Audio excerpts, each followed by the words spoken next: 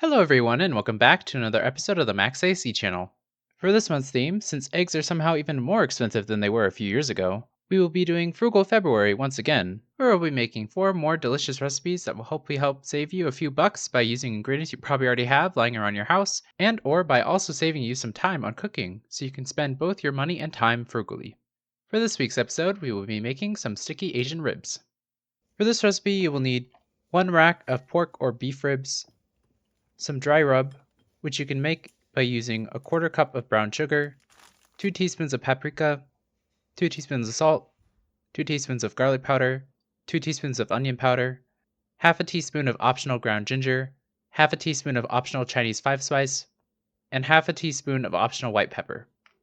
And you will need some barbecue sauce or glaze, which you can make with 1 tablespoon of sesame or other oil, 4 to 6 garlic cloves, 1 tablespoon of fresh ginger, half a cup of brown sugar, half a cup of soy sauce, 1 tablespoon of rice vinegar, quarter cup of honey, and a quarter teaspoon of red pepper flakes.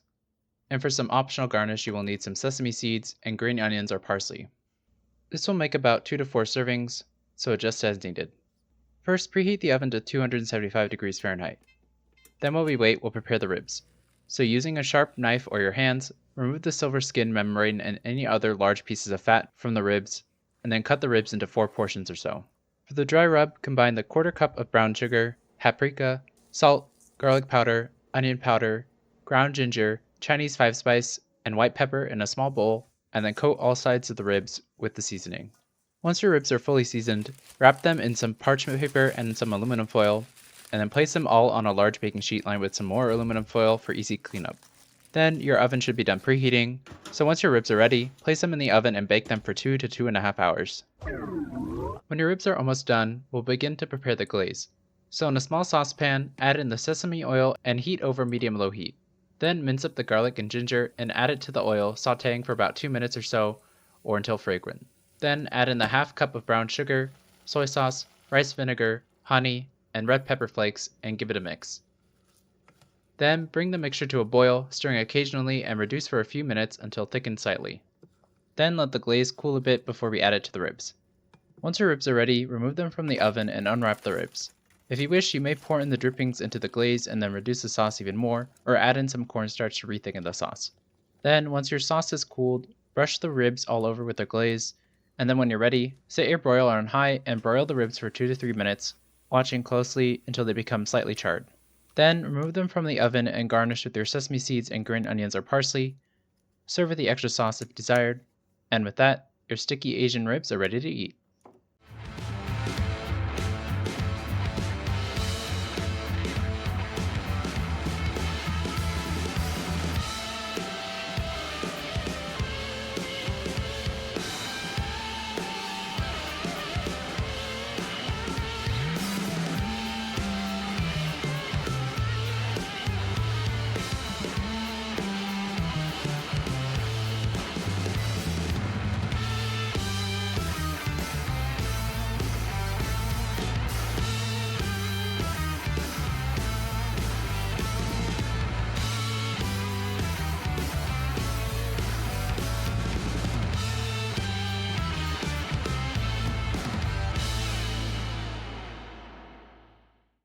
With our third round of Frugal February, I wanted to focus once again on meals that I like to make when I need to save some money, and save some time as well in terms of active cooking time, as well as time spent getting new stuff from the grocery store. One of these simple and inexpensive recipes that I love making is ribs. So I'm definitely excited to finally be able to share this recipe with you all for this month's theme. Ribs tend to be a cheaper cut of meat, especially if you can get the meat on sale. One tip that I recommend if you're looking to get them or any other meat on sale is to check the expiration date. And if the date is within the next day or so, you could see if you could get the meat discounted since the grocery store will have to throw it away anyway. And at some grocery stores like mine, they'll add special price stickers to draw your attention so you don't even need to ask for the discount.